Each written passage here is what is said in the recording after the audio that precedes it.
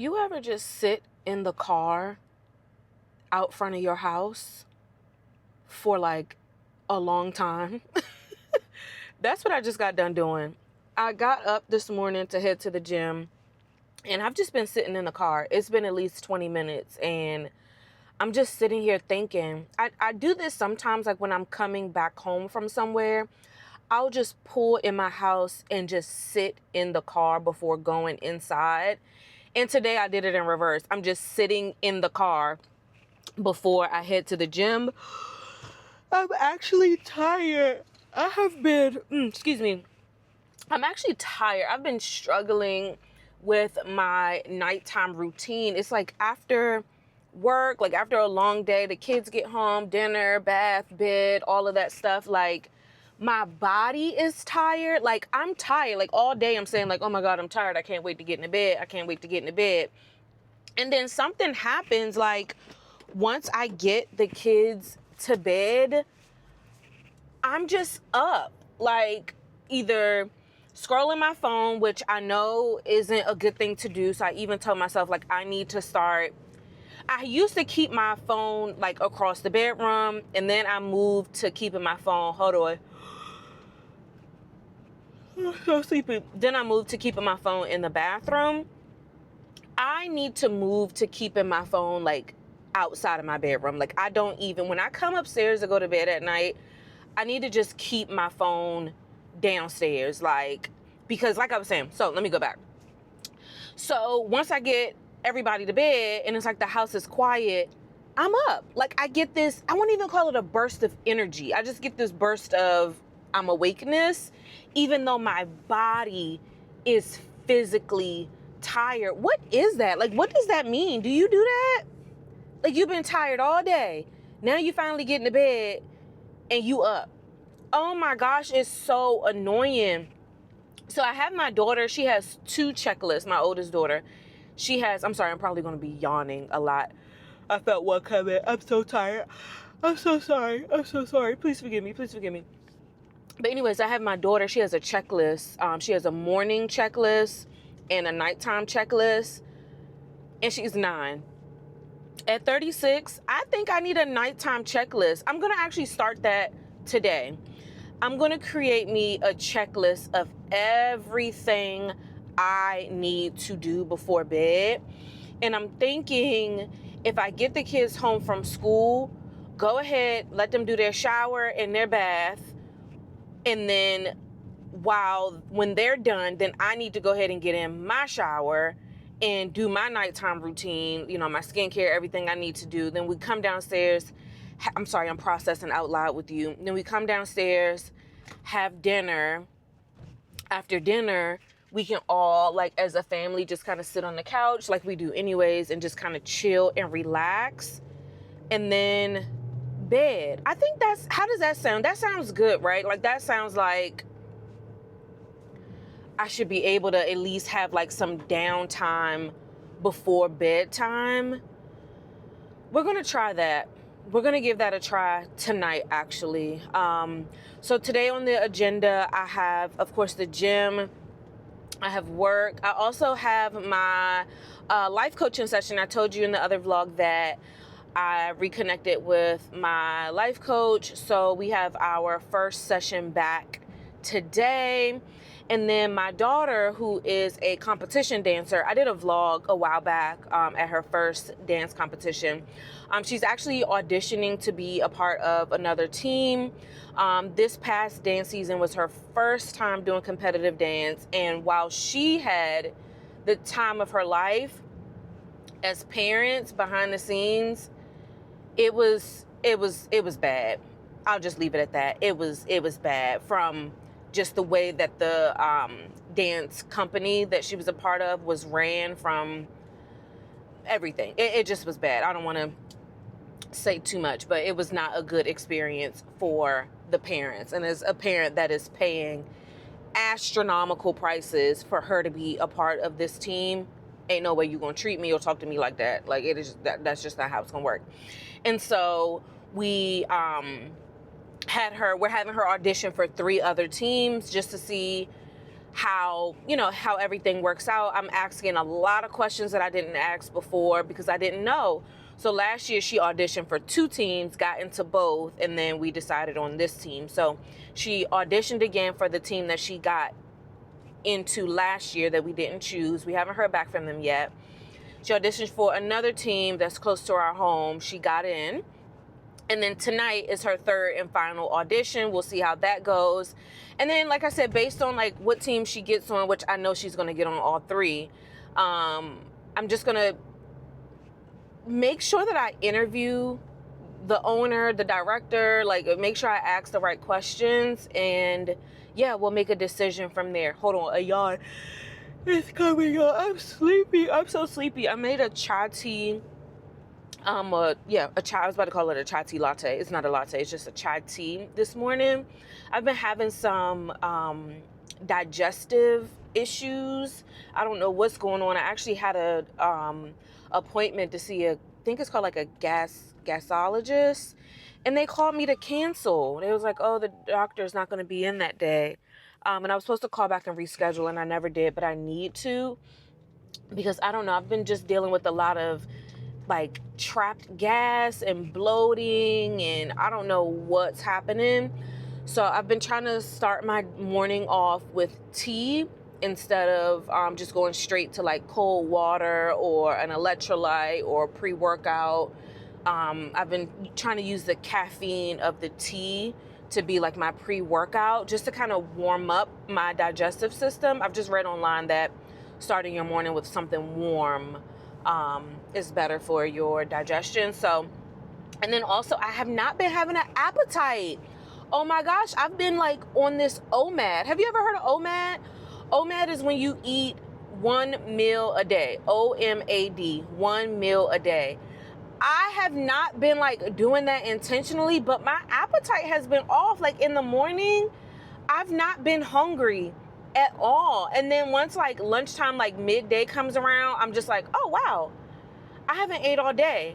I should probably eat something. Not because I'm hungry, but because I should probably eat something. So then I eat something midday, and then the day goes on and I just have not ate anything else. Like, I don't know what the heck that's about. I don't know what in the world that's about. But yeah, I've been off my OMAD. I've been off my 1 meal a day. So yesterday I had 1 meal. I had the Chipotle. Y'all would have saw I DoorDashed some Chipotle. That's all I had all day, and I was fine. Oh no, I'm lying. I made a salad at the end of the night, not because I was hungry, but because I felt like I should probably eat something. And then once I made it, I'm like just like peeling through it with my fork, and my husband was like, what are you doing? I'm like, I don't even want this. He's like, then why did you make it? I'm like, I don't know, I just made it because I felt like I should probably eat. I ended up throwing that salad in the trash. I attempted to eat some watermelon. My watermelon went bad. I'm like, that's fine. Like, I'm not hungry anyway. I don't know what that is about. Again, I said yesterday, I don't know if it's like something spiritual. Like, I don't know if subconsciously I'm fasting, because I am doing a lot of processing. I know I'm in this phase of a transition. So I don't know. You know what this is reminding me of? When I started on my path as a Reiki practitioner, and I was getting really, really heavy into like my energy work, I randomly turned into a vegan. I don't know how that happened. I didn't do it intentionally.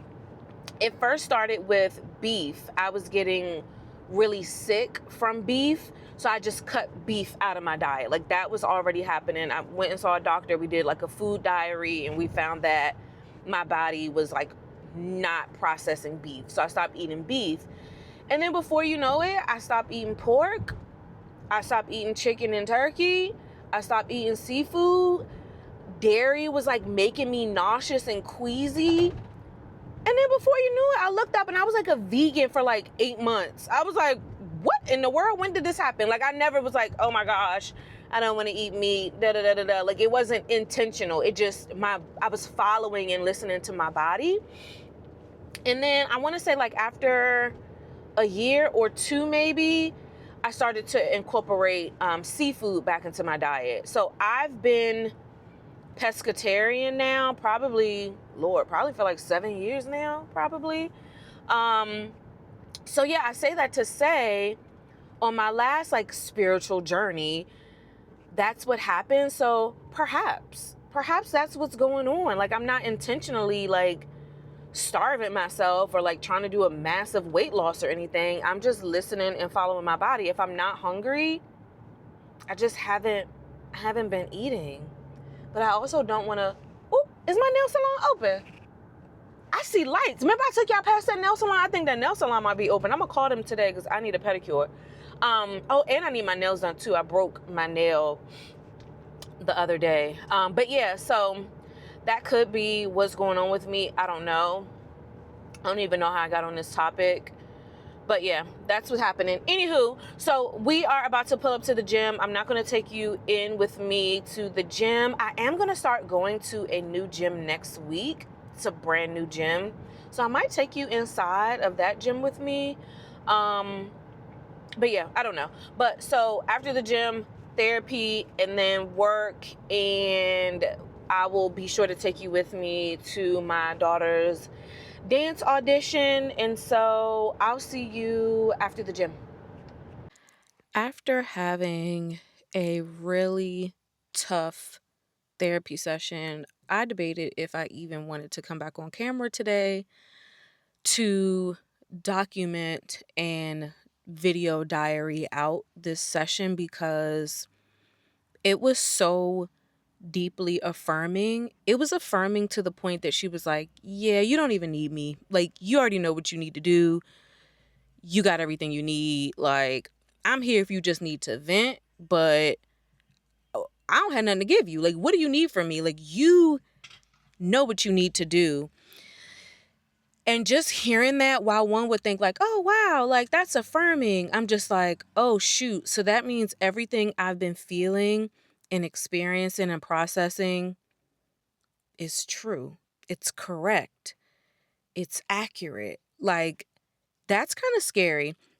So I shared in, I think it was yesterday's vlog or a vlog before yesterday, that, okay, so I call my life coach my therapist. And the reason that I do that, as somebody who is a licensed therapist, I understand, especially everything that's going on with like the whole Dr. Cheyenne Bryant thing. Like, I understand not calling your therapist a therapist, but my life coach is a shaman. So our relationship is very therapeutic. It's not like your traditional psychotherapy. It's not like your average life coach. It's very deep. It's not surface level. Like, we work on some hardcore healing stuff. That's why I call her a therapist. Not because of her license, not because of her degree, but because of her shamanism and her deep rooted spirituality and just her life wisdom and experience. So if you hear me saying therapist, no disrespect, like that's what it is for me. And anyways, so I met with her today and I have my notebook here.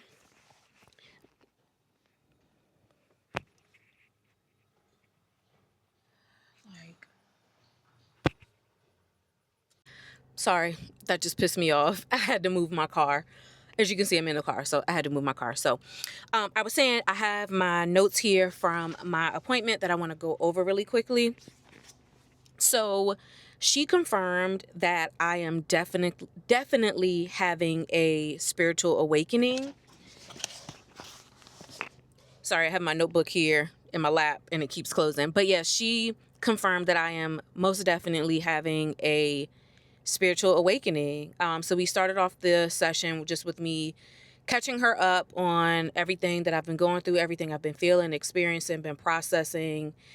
And I guess with the examples and the things I was telling her, she was like, oh yeah, you are in a deep spiritual awakening. And you remember I said that. I was like, even with my appetite, I'm like, I haven't been hungry. Like, am I fasting? Like, what's going on? Like, what's happening? And so, of course, I shared that with her and then other details. And she confirmed. She was like, yeah. She was like, at 36 years old, like you're in your mid 30s, going into your late 30s. And she knows, like, she literally knows my life from beginning to end. We've been working together since right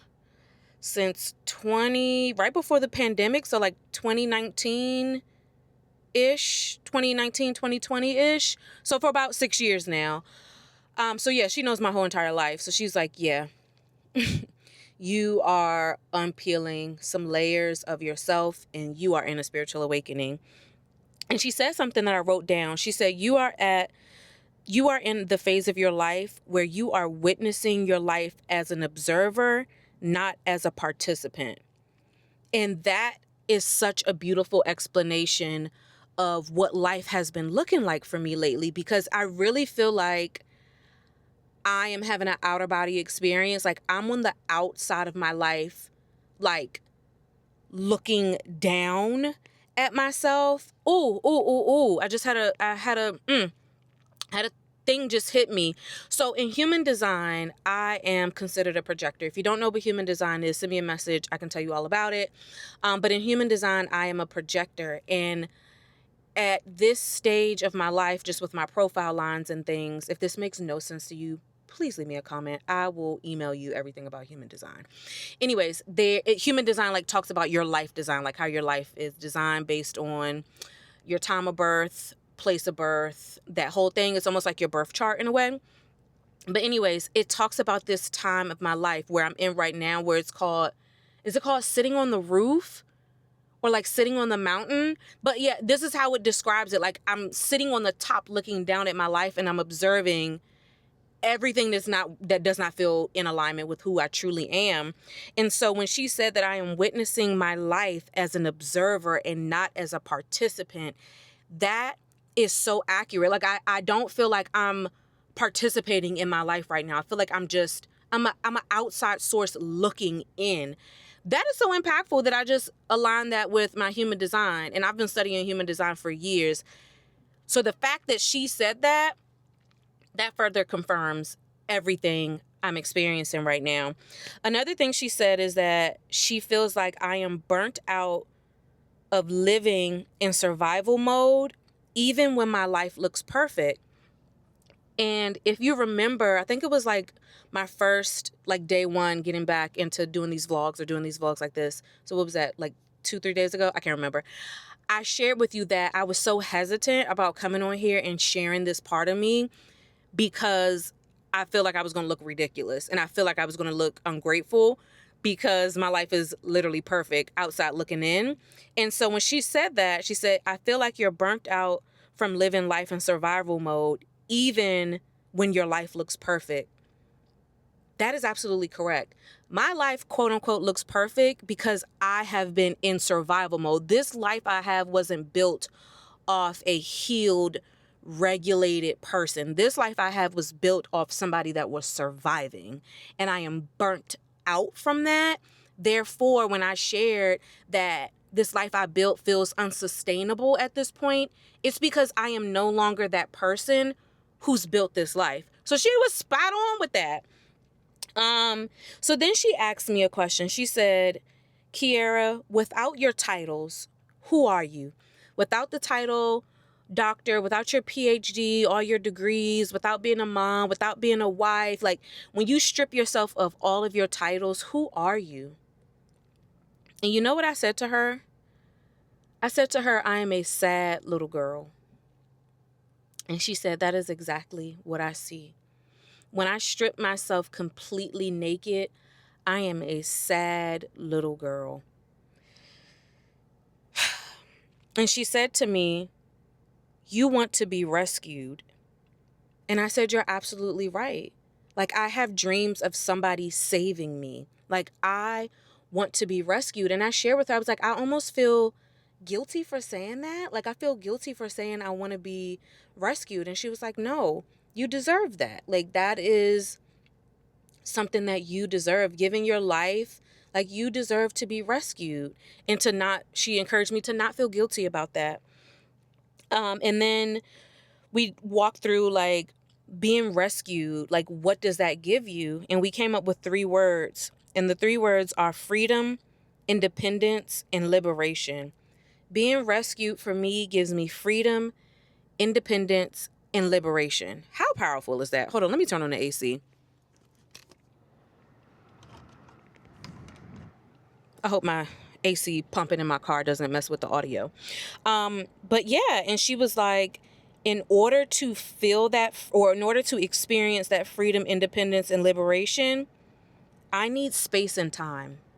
Like, I need space and time. That is the only way that I'm going to experience freedom, independence, and liberation. And that is exactly what I've been feeling. Like, I just need time. I just need space, like, to figure out this stage in my life. So again, she hit it on the head. That's why she like, girl, you know what you need to do. You know what you need. I ain't about to sit up here and take your money. Like, you got it. If you just want to hit me up once a month, just to vent and process, cool, but you got it. And so she asked me, she was like, have you been feeling resentful lately?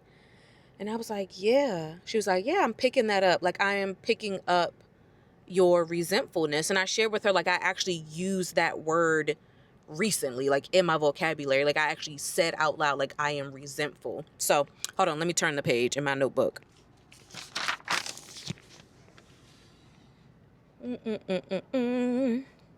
Okay, so then we started processing, like, through my life, how I have rescued people in my life, in that it's time for me to stop rescuing others and to finally rescue myself. Oh, even saying that out loud is just like, oh my gosh. Like, and I was sharing with her, well, I feel like if I stop rescuing other people and rescue myself, like, I feel like my choice of choosing me is going to hurt and affect so many people that, like, I am almost willing to not hurt other people with choosing me, that I'll just stay hurt. You know what I mean? Like, I'll sacrifice myself because choosing me means it's going to hurt a lot of people. And so we processed through that. And then she was just saying, like, getting out of that pattern of sacrificing yourself for others. And yeah, so she was like, what do you think you need? She asked, this is her question to me. What do you think you need to get over this hurdle? And I said, courage. And she asked me, do I know what's the opposite of courage? And I was like, freedom? And she was like, no, the opposite of courage is fear. You are afraid. That's why you don't have the courage to do what you know you need to do. And I was like, oh gosh.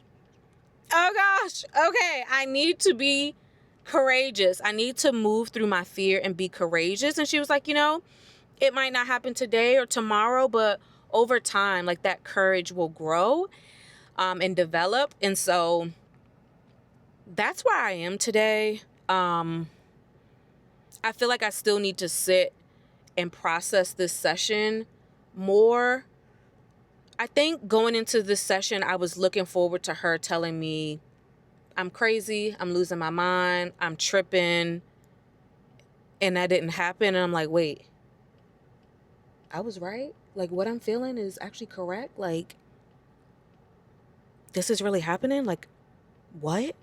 And so right now, as I am before you, I am still sitting in a place of fear. I am not courageous yet, but you are going to witness me grow in my courageousness. I don't know where this courageousness is going to take me, but if the opposite is fear, I got to get to the other side. Like, I got to move through this fear. I got to be more courageous. I got to just do the thing. And so, yeah, that was the lesson for today. We're looking for the lesson of the day. The lesson of the day is to move through fear. You have to be courageous. Being courageous and fear cannot exist at the same time. Like, you got to move through the fear to be courageous. That is the lesson of the day. I'm about to go pick up my oldest daughter from dance and then take her to do a audition for another dance company. And so I'm going to spend the rest of my day processing, thinking through, being with my daughter with dance, and just kind of leaving this here for the day. So until next time, be well. Thank you so much for going on this journey with me, and I'll see you tomorrow.